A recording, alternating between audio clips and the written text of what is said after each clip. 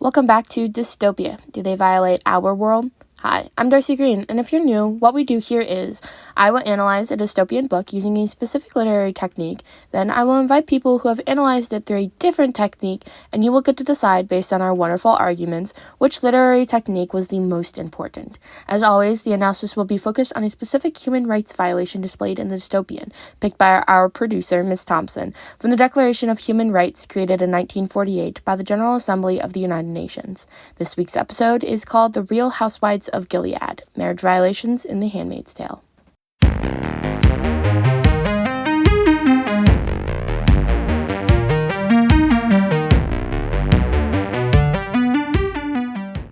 As stated in the title, the dystopian of this week is Margaret Atwood's The Handmaid's Tale, and the human rights violation is Article 16.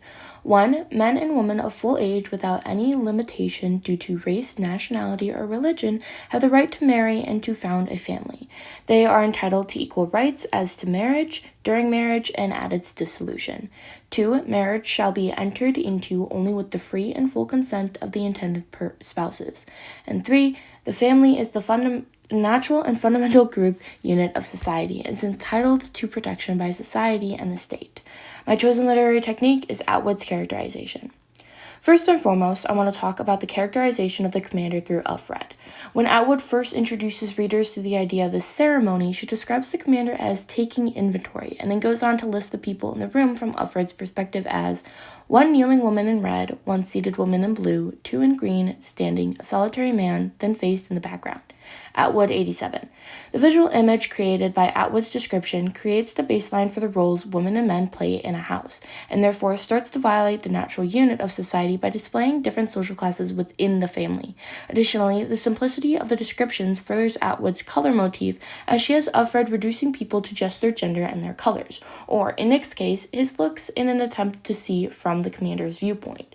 Alfred is kneeling and in red, creating how she is ironically in the color of love but is denied it, and is in a submissive position. Serena Joy is seated and in blue, creating how she is in the color of isolation and is seated, showing how she is the one in control as she is flanked by the other woman and the only one in a position that can be relaxed.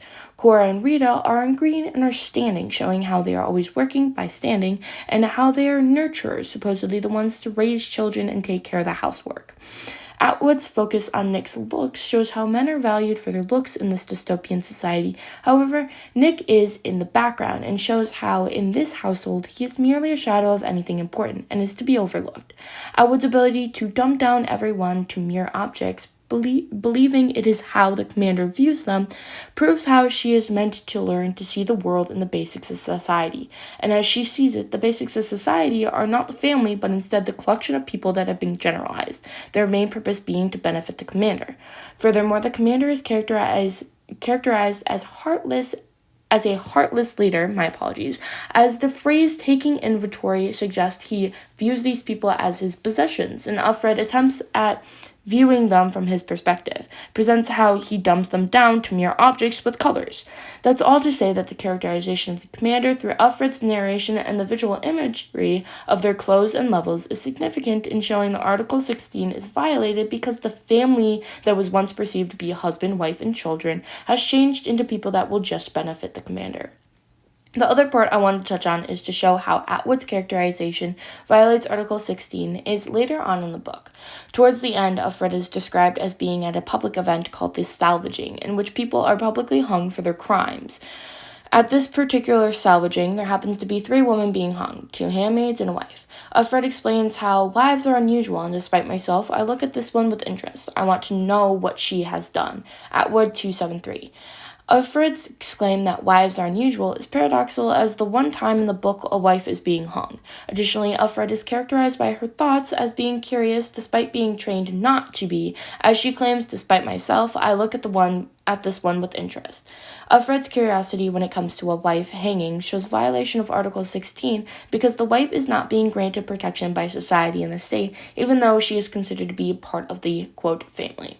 The last part I want to touch on is a little bit before the salvaging. Again, Alfred is described as being at a public event, but instead this one is a public marriage wherein the mothers hand off their daughters to angels or men from the front lines who have just recently come back from the war. Atwood expresses how, despite how the mothers have stood the white-veiled girls, their daughters in this case, in place and have returned to their chairs, and there being a little crying going on among them, some mutual patting and hand-holding, the obstreperous use of handkerchiefs, the commander continues the service. Atwood 221. Now, there is a lot to unpack there. The visual imagery of the mothers having to leave their daughters and the auditory imagery created by them crying and giving mutual patting and the use of handkerchiefs is in an otherwise quiet room characterizes the mothers as distraught, a natural reaction to giving a child away. However, the lack of a reaction of the daughters just being stood and in a white veil shows how the daughters were taught that this was the natural progression in life. To be given away to a non-consensual marriage, immediately showing a violation of Article 16, and that they are to be depicted as pure and modest as symbolized by the white veil. Lastly, the commander is characterized again as heartless and emotionless as he just continues with the service, even when the mothers are grieving. The characterization of the commander, along with the characterization of the mothers and daughters, shows a violation of Article 16, as the daughters are not being given a choice in the marriage, but are rather being taught that they don't have a choice when it comes to marriage. To wrap this up, let me bring it back to why it matters to you. Many places still hold very traditional values when it comes to marriage. Take South Korea, for instance. They still encourage arranged marriages even when given the choice, because they aren't taught those fundamental social skills, much like their daughters in Gilead aren't being taught that marriage is a choice. Well, now that you are no doubt thinking characterization is the most important, let's hear from some more people. Welcome. Thanks for having me. Of course. So would you like to introduce yourself and what you'll be covering? Sure. I'm Alec Nolf, and I'll be covering setting. That's amazing. Well, take it away, why don't you? I personally believe that setting is a very significant aspect of Handmaid's Tale. The setting of Gilead is an outline of the warnings that come when you violate Article 16. When it comes to setting, there are a couple specific aspects violated within Article 16. The first violation is when Article 16 explains how marriage shall be entered into only with the free and full consent of the intending spouses. In summary, this means that both men and women should be allowed a say in their marriage, and not one can oppress the other's decision. A moment which stands out is in chapter 34. All veiled daughters in white walk down an aisle which reflects the scene of marriage, but Atwood manipulates this bond to exemplify the manipulation of women's fertility. The setting is explained through, this commander ascends the steps to the podium, which is draped with a red cloth embroidered with a large white winged eye. The 20 angels enter, newly returned from the front, newly decorated, accompanied by their honor guard, marching 1-2 into the central open space. This is at Atwood 219 through 220. Atwood creates a setting of what's reflected of a wedding ceremony. The visual imagery of a central open space creates a setting of what would be in the past be represented by a dance floor.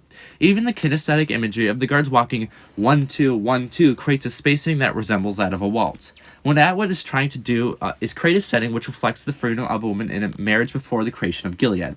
Atwood underlines this setting with present truths. The visual imagery of red cloth embroidered with a large white-winged eye is symbolic for the fertility of women, along with the constant control they are under by Gilead. By creating a setting of a marriage which was once symbolic of women's freedoms, the additions only further emphasize the mistreatment of women's fertility in present-day Gilead. In Gilead, the political circumstances infringe upon the beliefs and values displayed in Article 16. One real-world example which directly affects the manipulated fertility in women in marriage in Gilead would be the enforced contraception and fertilization of women in China. According to the Human Rights Watch organization, from 1980 to 2015, Chinese women could only produce one child. But in more recent years, in 2021, that policy was moved to 3 children per woman. This is another violation of Article 16, because not having free control of one's own fertility in marriage violates how free women are in their own marriage, much like the circumstances in Gilead. Furthermore, the aspect in Article 16 of each person in marriage being entitled to equal rights as to marriage is also violated. This specifically ties into both women and men having the most equal rights. One marriage that completely violates part of Article 16 is the marriage between the commander and Serena Joy. Serena Joy's oppressed thoughts and emotions about her life and marriage are often represented in the setting of the garden. As Offred passes through her garden in chapter 25, she notes that the garden had irises, ... pastel water momentarily frozen in a splash, light blue, ... and the darker ones, velvet and purple, black cat's ears in the sun, indigo shadow, and the bleeding heart, so female and shaped. And this is at Atwood 153. Within the quote, Atwood sets up the setting of Serena Joy's garden as having beautiful light blue flowers, along with other darker, disgusting flowers to display the oppression of the commander within her marriage. The commander's wife are known for their association with the color light blue, which is also symbolic for calmness and often reliability. The commander's wives are reflected as being flowers that are, and I quote, pastel water momentarily frozen in a flash. The diction of frozen only further proves Serena Joy's oppression in her marriage, as the setting implies growth as it is a garden, but emphasizes the flowers by illustrating their decay by the term frozen. On the other hand, commanders hold the power in Gilead. The description of the darker ones, velvet and purple, black cat's ears in the sun, only further proves their abusive nature. The color purple often represents nobility and high status, which often refers to commanders as they have high ability, nobility and high standards, while black cat's ears is symbolic of misfortune. The setting of both flowers being placed next to one another in Serena Joy's garden reflects their marriage. The commander holds the power to infringe upon his wife, a clear violation of equality of Serena Joy in their marriage. Within their marriage, the political status of the commander infringed upon the marriage's values reflected in Article 16. Taking the Handmaid's Tale to a realistic standpoint, countries such as Malai and Sudan mandate that wives obey their husbands within marriage, according to equalitynow.org. This reflects Gilead as the commander's power often forces women to obey their instructions. I mean, I see your perspective. However, I still think characterization is better. You wish. I think setting's the best. Well, after a quick sponsorship break, we'll be right back for more techniques. Stay tuned. Jets? Hungry Howies? Green Lantern? Who cares? Cardboard. Try our cardboard pizza today. Might be stiff, might be hard, might be without any sauce, but it's addictive and it's free. Only $1.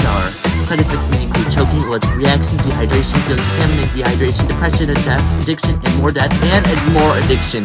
Do not eat cardboard pizza if you are allergic. If side effects last more than a week, consult your doctor. Try cardboard pizza. It's delicious! And we're back. Hello. Hello. So, would you like to introduce yourself and tell us what you'll be covering? Of course, I'm Nafisa Tasnim and I will be covering symbolism. That's great. Well, I'll give you the floor. Well, I believe that Atwood uses symbolism most effectively to show the violation of Article 16. For example, she uses Offred's and Janine's situation as a symbol to show how Gileadian society is violating the Article 16 by banning intimate relationship and forcing it upon them without their consent. At first, Atwood uses symbolism through Offred's situation to symbolize how intimate relationships are banned among individuals. In page 292, Atwood reveals Offred's escape plan as she's waiting to get arrested because of her intimate relationship with Nick and the commander. There are a number of things I could do. I could set fire to the house, for instance. I could bundle up some of my clothes and the sheets and strike my one hidden match. Here, Atwood's syntax as in the tone with anaphora, I could prove the severity of the danger she is in. The repetition of could 3 times respectively with horrible situations like setting fires and striking match to kill herself shows how extreme her thoughts are. These repetitive negative thoughts show how she is afraid of Gilead's law that she would kill herself to escape, thus showing the severity of the crime in Gilead. This shows how Gilead is violating the article as they made it into a severe crime. Next, Atwood uses visual imagery to enhance the suffocating state of Offred as she waits to get arrested. In the same page, she says, "A few flames easily put out. In the meantime, I could let loose clouds of smoke and die by suffocation." Through the visual imagery of flames, smoke, and suffocation, Atwood invokes a sense of danger and fear in Offred, thus showing how restricted Gilead is. Using this vicious image of fire, she reveals Offred's situation under the rule of Gilead as suffocating, which again reveals the severity of the crime in the Gileadian society. Atwood's usage of repetition and imagery symbolizes the restrictive nature of Gilead in terms of intimate relationships, thus showing the violation of the 16th article. Another example of symbolism is through Janine's physical description, and that which portrays the violation of Article 16 in the Gilead society as intimate relationships are forced upon them. In page 214, after Janine loses her baby, Atwood discusses the detriment of Janine's body through her body under the red dress looks very thin, skinny almost, and she lost that pregnant glow.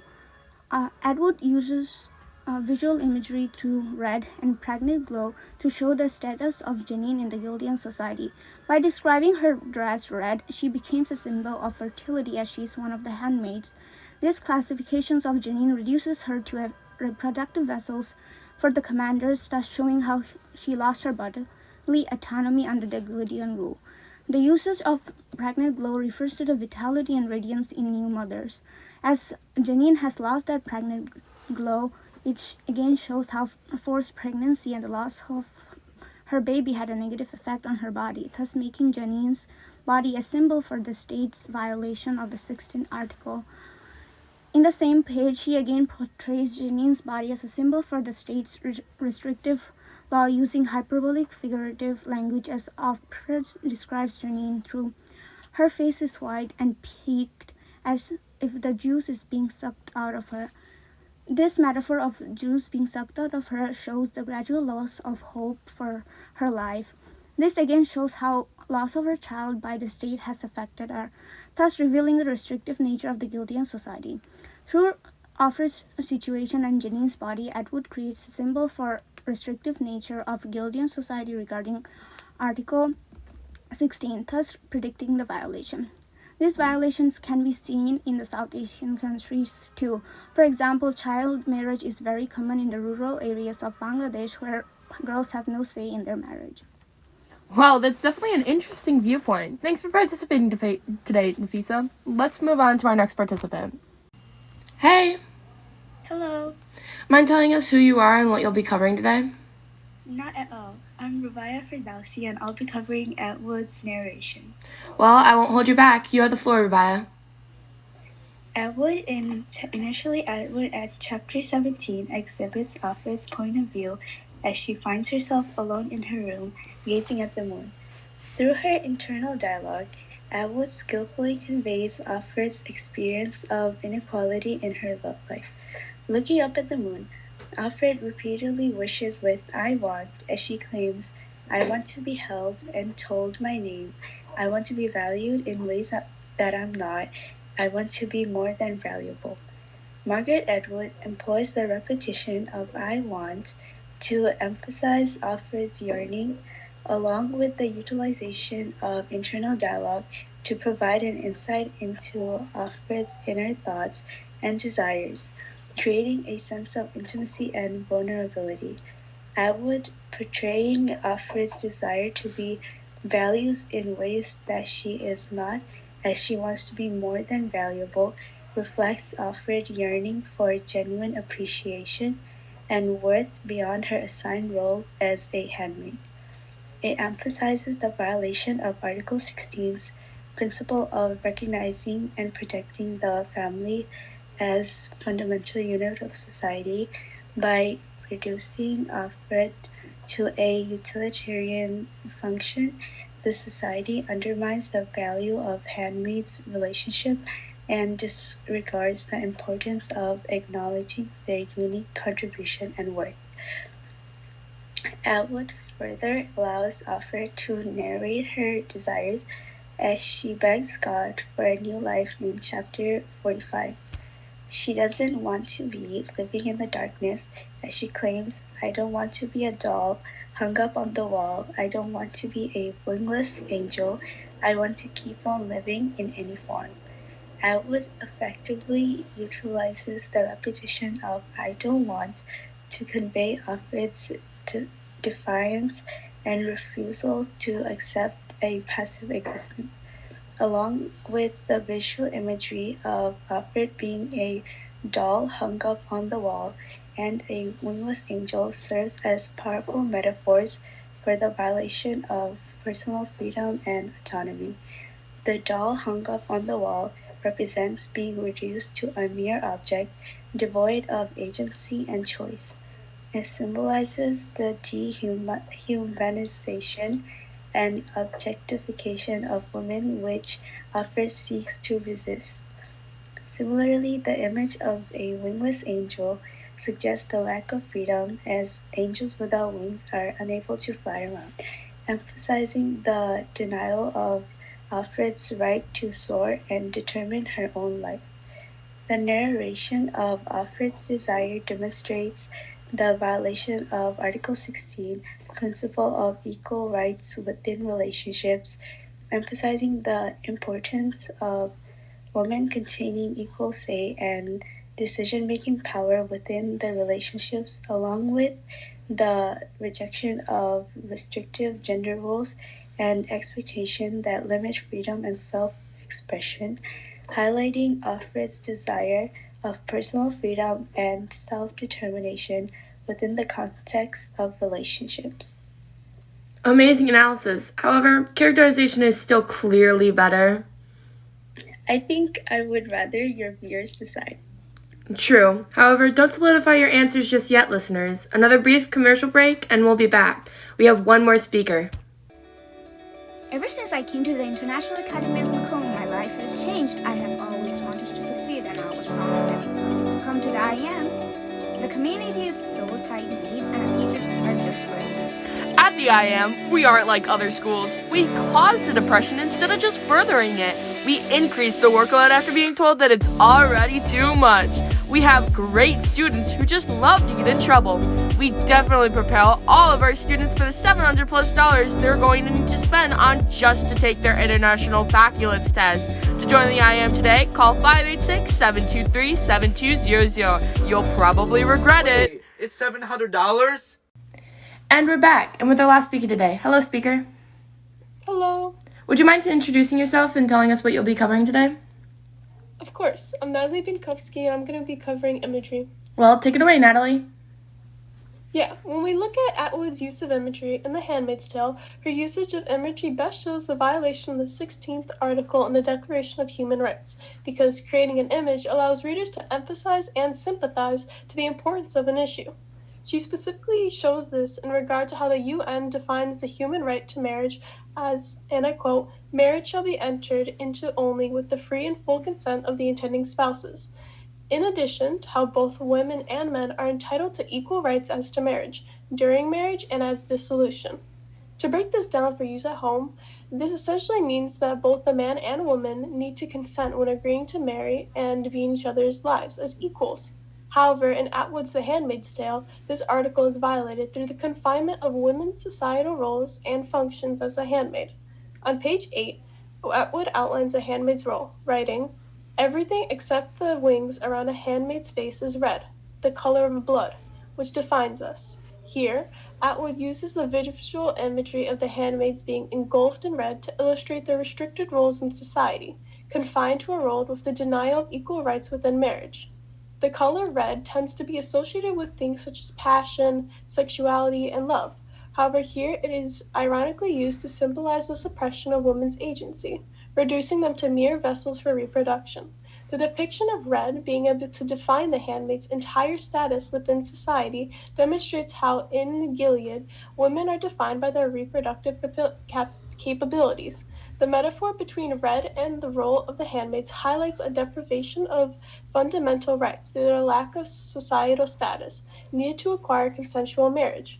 Moreover, the repeated description of the word red underscores the societal restrictions overall nature. This is because the solid color of red is lacking in expression, given the diverse nature of the color itself. This mundane image, therefore, outlines the handmaids' lives and how, like the color, are reduced and stripped away of its expressive details and agency to do whatever their authoritarian figures desire. Similarly, in today's society, specifically in Saudi Arabia, many women have their agency reduced with restrictions on what they can do without the supervision of a man. specifically in reference to traveling, driving, or even partaking in activities. The restrictions of freedom is similar to how women are coerced into reproductive roles in Gilead, forced to obey orders by authoritative figures. Moreover, Atwood continues to use imagery to outline the violation of the Article 16 through use of visual and tactile imagery and how Gilead intervenes in the process of consensual marriage for the benefit of the authoritarian state. This can be seen in how Atwood illustrates Gilead as a nation in violation of Article 16 through how, quote, men and women of full age without any limitation due to race, nationality, or religion have the right to marry and to find a family. Essentially meaning both the man and woman have the right to marry whoever they please and raise their own family, disregarding any form of subjugation. However, this exact article is violated in Gilead, specifically when Offred complains that she desires a sense of real connection and love despite all her loved ones being gone, with her stating on page 104, "Can I be blamed for wanting a real body to put my arms around?" Here, Atwood uses visual and tactile imagery of the desirable longing for consensual physical connection and the touch in Offred's life, which highlights a violation of Article 16. The visual imagery of Offred's yearning for human connection underscores how authoritarian figures negatively interfere with personal relationships, destroying past connections and building false ones. In Gilead, the government dictates whom an individual can marry, in addition to the emotional bonds they can form.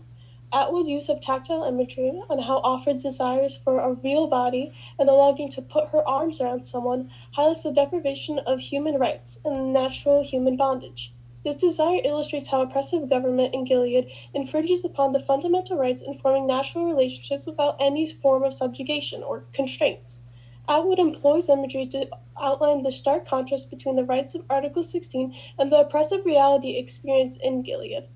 Atwood's book, The Handmaid's Tale, serves as a prominent example of the infringement of marriage rights under an authoritarian rule through the political power of the government and the commanders, which control individual agency.